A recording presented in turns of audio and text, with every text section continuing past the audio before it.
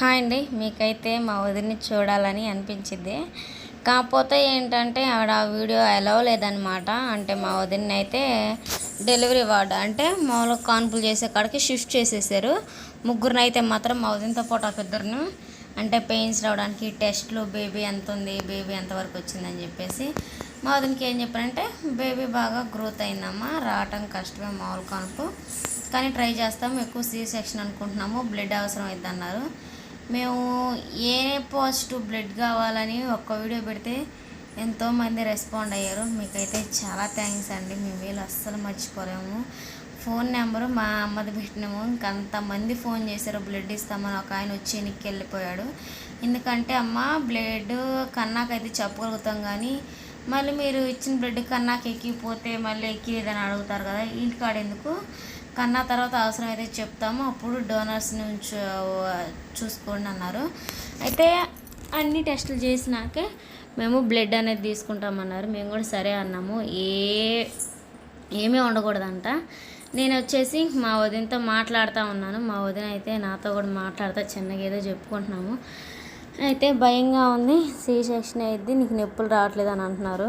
నేనైతే నార్మల్ కావాలని కోరుకుంటున్నాను అండి. మా వదిన అయితే పాపం చాలా భయపడిపోతుంది. ఇంకా ఏంటంటే ఇప్పుడు మా వదినతో పాటు చాలామంది ఉన్నారు టెస్ట్లకు వచ్చిన వాళ్ళు కూడా ఎంత మందినండి. నేనైతే ఒకసారి మీకు ఐడియా ఉండిద్ది, గుంటూరు హాస్పిటల్కి వెళ్ళాను. గుంటూరు మీద ఒంగోలులో చాలా బాగుంది, నాకు చాలా బాగా నచ్చింది. అక్కడ టేక్ కేర్ అయినా కానీ అంతా అయినా కానీ, కాకపోతే ఒక్కొక్కరు చదువుతున్నారు, అంటే డ్యూటీలు మారుతూ ఉంటాయి కదా, అట్లా అనమాట. ఇంక మేమేం చేసామంటే మా వదిని చూడటానికి అయితే వెళ్ళాలి కదండి. మా వదిని అయితే మీరు చూపించాను కదా, ముందు చూడాలని ఉండేది కదా, చాలా రోజులైంది కదా చూపించాను. మా జర్నీ ఒంగోలు దాకా ఎలా ఉందో చూడండి. ఈ వీడియో చివరి దాకా చూస్తే మీకు మా వదిన డెలివరీ అయిందా లేదా, అసలు ఏమైంది, సీరియస్ అన్నారు, మళ్ళీ ఏదేదో వాళ్ళే చెప్పారు, చివరికి ఏం జరిగిందనేది మీకైతే చెప్తాను, సరేనా? చివరి వరకు చూసేయండి. ఇంకా మేము ఉదయాన్నే లేవగానే చిట్టి తల్లి కూడా అమ్మ నిన్న తీసుకెళ్ళింది, నిన్న బాగాల్సిన మాట. మేమైతే మా ఆయన ఏంటంటే కన్నాకి వెళ్దామని చెప్పేసరికి ఆగిపోయాను. ఇంక ఇదంతా ఎందుకులే, కన్నాకి పోదాం అన్నాడు. కాదు బాగా చూద్దాము, జాయిన్ అయ్యి కూడా 4 days అయిపోతుంది, అట్లా వెళ్ళకపోతే అన్నాను. మీకు తెలుసు కదండి, ప్రెగ్నెంట్ నేను, ఇంకా కాన్పోయే కాడ తొందర ఎక్కువ జర్నీ చేయకూడదని చెప్పేసి అందరు చెప్తున్నా కానీ వినకుండా, బాబా మా వదినే కదా చూడాలని నేను రిక్వెస్ట్ చేస్తే నేను అక్కడనే వెళ్ళొస్తాను అన్నాడు. నేను కూడా వస్తా బాబు అనేసరికి సరే అన్నాడు. ఎందుకంటే పాప కూడా హాస్పిటల్లోనే ఉంది. నిన్న వెళ్ళింది, 1 night అలా స్టే చేసింది మా బుద్ధిది అయితే వాళ్ళ అత్తకాడ. అస్సలకి రక్కటం గిచ్చటం ఎక్కిరీటం చేస్తుందంట. మా వదిన ఫోన్ చేసి రోజు మాట్లాడుతూ ఉందండి, నైట్ కూడా చేసింది. చూశారు కదండి, మేము వెళ్ళేటప్పుడు దారి మధ్యలో పెద్ద బీచ్ కాదులేండి, ఇది పెద్ద వాగా కాలువ ఏదో మొత్తానికైతే ఆగపడింది. చేపలు పట్టేవాళ్ళు, ఆడ చెరువు ఉంటే ఆడ చేపలు పట్టేవాళ్ళు ఎక్కువ అనమాట. అలానే గుడి ఉందండి, సింగరకొండ ఏదో ఇది. అయితే ఏంటంటే అద్దింగ్ సైడు ఆడ అన్నీ కొత్త అన్నీ చేస్తూ ఉన్నారు, బాగు చేస్తున్నారనమాట. అంటే కొత్తది కారు కొన్నా కానీ, బైక్ కొన్నా, పూజ చేయడం అంతా A to Z మా ఆయన చూస్తున్నాడు. ఏది కొన్నా కానీ ఖచ్చితంగా ఏ వారం అయినా ఏడికి వచ్చి ముందు పూజ చేస్తారు అని నాకు అసలు తెలీదు. మనం ఎప్పుడైనా కానీ, నేను మా పెళ్ళైన అయితేనండి విజయవాడ జర్నీ అని, గుంటూరు జర్నీ అని, ఇవన్నీ పెళ్ళికి ముందు అయితే ఇంట్లోనే ఉండేదాన్ని, లేదంటే హాస్టల్లో ఎప్పుడు జర్నీ చేయలేదు. అసలు అద్దెకి దాకా కూడా నేను రాలేదు. మీకు చెప్పాలనుకుంటే అమ్మ వాళ్ళు పచ్చాకి వెళ్ళినప్పుడు మాత్రమే ఇంకా అమ్మలతో పాటు వెళ్ళేదాన్ని. మిగతా డేస్ అంతా ఇంటికాడే. ఇంకా 6th ఎప్పుడైతే 5th అయిపోయి 6th జాయిన్ అవ్వాలనుకున్నాను, అప్పుడు హాస్టల్లో జాయిన్ అయ్యాను. అసలు ఎటు లేడు. 10th అయిపోయిన దాకా అయితే నీకు మధ్యలో కొంచెం తలనొప్పి కదండి, చేయించుకోవడానికి నర్సరావుపేట వెళ్తా. పెళ్ళైనాకే వినకుండా వచ్చాను. మా ఆయన తీసుకెళ్ళాడు, తర్వాత విజయవాడ, గుంటూరు అన్నీ A to Z. ఇప్పుడు మా వదిన కానీ ఒంగోలు వెళ్తున్నా. నా పెళ్ళికి ముందు జర్నీ అంటే నేను అసలు ఇటు వెళ్ళటానికి ఇష్టపడను, ఎవరితో కలవను, ఎక్కడ ఉండనమాట, మనమే ఇంట్లోనే. నాకు ఎక్కువ ప్రయాణం అన్నా అసలు అంటే చేయను నేను ఎక్కువ దూరం, ఎందుకంటే మనకి బస్సు గిట్టదండి, వామిటింగ్స్ అవుతాయి. ఇంకా అన్నయ్యకే బండి ఉంది, మా అన్నయ్య ఏమో హైదరాబాద్లో ఉంటాడు, అందుకని చెప్పేసి జర్నీ ఎందుకని నేను అంతగా జర్నీ అస్సలకే చేయను.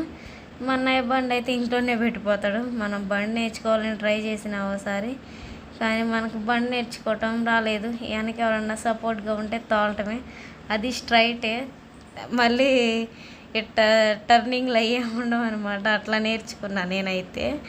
అది మన గట్టిగా సపోర్ట్గా ఉంటే బండి మీద నేను బండి కూడా లేపలేను, అంత ఇదనమాట. అందుకే నేను జర్నీ ఎక్కువ ఇష్టపడను, నాకు వామిటింగ్స్ అవుతాయని.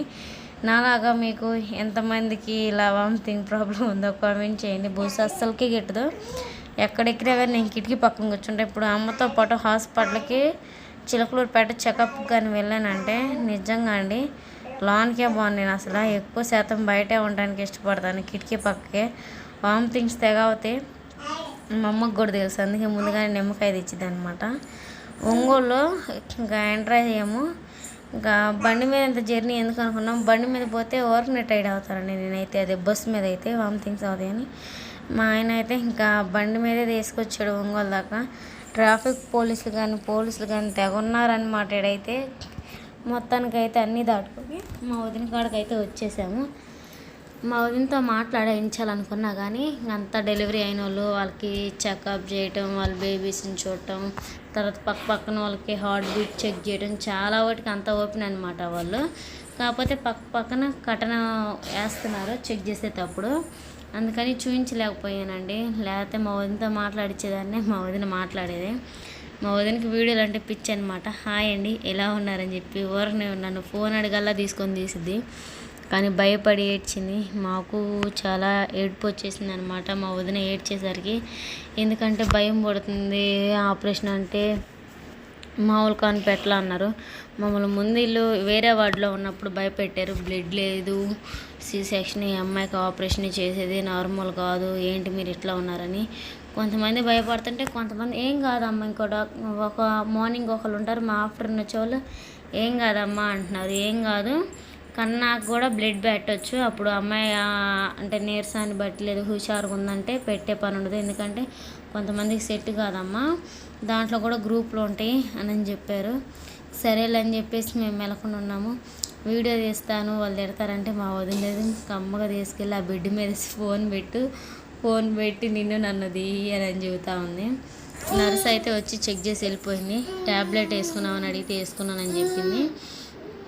మా వదిన అయితే చాలా భయపడతా ఉంది, ఎందుకంటే 3 kgs బేబీ, అలానే ఉమ్ము నీరు ఎక్కువ ఉంది అనేసరికి భయపడుతుంది. నార్మల్కి ఇద్దా లేదని చూస్తామంటున్నారు. నార్మల్ సి సెక్షన్ అని అడిగితే సి సెక్షన్ అంటారంటే ఏం కాదు అంతే అంటారు, నార్మల్ కూడా ట్రై అయిద్దిలే, నువ్వు జాగ్రత్తగా ఉండని చెప్తా ఉన్నాను. అయితే ఈ రూమ్కి జాయిన్ చేసినట్టయితే మాత్రం ఒక్కలనే అనమాట రానిస్తుంది. ఇంకో మా అమ్మోళ్ళు ఇంతకుముందు మేము వచ్చే ముందుగానే ఈ రూమ్కి షిఫ్ట్ చేశారు, ఎందుకంటే డెలివరీ చేయడానికి. మేము వచ్చే సాయంత్రం కల్లా వాళ్ళు డెలివరీ చేస్తామన్నారంట, అందుకని చెప్పేసి ఈ రూమ్కి షిఫ్ట్ చేశారు. సాయంత్రంలోపు డెలివరీ అని చెప్తా ఉంది. నాకైతే ఏం భయం పడు మాకు అని చెప్పారు. నీకు ఎట్లా ఉందంటే నార్మల్ అయినా ఒకటే, సి సెక్షన్ అయితే ఒకటే, రెండు ఒకటే, కాకపోతే సి సెక్షన్ చేస్తే పని చేయలేమంటారు, అదేమి ఉండదు, అంతా బాగానే ఉంది, అంతా దేవుడి మీదే భారం, నువ్వేం భయపడొద్దని చెప్పాను. ఒక పక్క భయపడతానే ఉంది, మరి ఇంకెట్లా చేసిద్దో ఏమోనండి. మాకు ఇంకా అదే దిగులు. మా వదినకి ఏంటంటే కొంచెం ఏమీ తెలియదు అనమాట. ఏమంటే అసలు నాకు తెలుసని కాదు, ఏంది ఎట్లా డెలివరీ అయితే ఎట్లా భయం, అలా నన్ను చూసింది కదా, నేనైతే తెగేడ్చాను. నాకు కుట్లు పడ్డప్పుడు అయితే నన్ను చూసి అడుగుతూ ఉంది, అమ్మో నువ్వు వదిన మామూలుగా కుట్లు పడితే నల్లాడిపోయావు, నేను ఆపరేషన్ అంటే ఇంకెట్లా అంటుంది. నాదంటే నాది అయిపోయింది, నేనంటే చిన్న నొప్పి కూడా ఓర్చుకోలేకపోయాను, ఎట్లా గట్ట ఓర్చుకో, ఇంకా 2 days 3 days ఇంకా అట్టే అలవాటు అయితే ఇంకా అదే పెయిన్ ఏమనిపించదు అని చెప్పి సర్ది చెప్తా ఉన్నాము. మా అమ్మ కూడా ఏడుస్తున్నాడు మా వదిన చూసి. మా అమ్మ వాళ్ళ అమ్మ వాళ్ళిద్దరు ఎమోషనల్ అనమాట. మా అమ్మ కూడా వరకు ఏడుస్తుంది, ఎదురుండి ఏడ్చామంటే ఇంకా అందరూ ఏడటమే సరిపోయింది. మా వదిన బాగా చూసి. కెనాల్ అయితే నైట్ ఫెయిల్ అయిపోయి వాసింది, 2 చేతులు ఫెయిల్ అయిపోయిందనమాట. మళ్ళీ ఇంకో చేతికి కాసేపు అవి పెడతామన్నారు. వెనక నొప్పులు అయితే మొదలైనయండి, నడువంతా బాగా నొప్పిగా ఉందని చెప్పింది, కూర్చోలేకపోతుంది. నేనైతే కాసేపు నడిపించి మళ్ళీ కాసేపు కూర్చోబెట్టాను. చిట్టి తెల్లైతే లగెత్తుతుంది, పిల్లలకు రానివ్వరు. కొంతమందికి అయితే టెస్టులు చేస్తున్నారు బేబీ హార్ట్ బీట్. మా వదినకైతే ఒక 10 నిమిషాలు అవి చేసి ఇంకా డెలివరీకి అయితే సంబంధించినవి కొన్ని తెమ్మని చెప్పారు. మేము వాటిని కూడా తీసుకొచ్చాం. మా వదిన అయితే భయపడతా ఉందన్నమాట. నార్మల్ అయిందా సి సెక్షన్ అయిందని మీకు నెక్స్ట్ వీడియోలో చెప్తాను.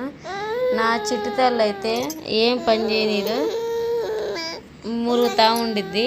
వాయిస్ ఓవర్ కూడా నన్ను సరిగ్గా ఇవ్వనివ్వట్లేదు, ఏమనుకోవద్దండి. మా జర్నీ అంతా అలా సాగింది. చివరికైతే మా వదిన కాడికి చేరుకున్నాము. నేను అన్నీ అడుగుతుంటే చెబుతా ఉంది ఏమన్నా ఇబ్బందిగా ఉందంటే. కాసేపు ఫుడ్ అవి మొత్తం పెట్టేసాము. నార్మల్ అయితే బాగుండని కోరుకుంటున్నాం. మీరు కూడా నార్మల్ డెలివరీ కావాలని కోరుకోండి. నార్మల్ అయిందా సి సెక్షన్ అయిందని చెప్పేసి మీకు నెక్స్ట్ వీడియోలో అయితే మాత్రం తప్పకుండా పోస్ట్ చేస్తాను. ఎందుకంటే ఒంగోలు నుంచి జర్నీ చేసే ఎడిటింగ్ చేయాలంటే కష్టం కదా. అదే కాక నేను ప్రెగ్నెంట్, మీకు తొందరగా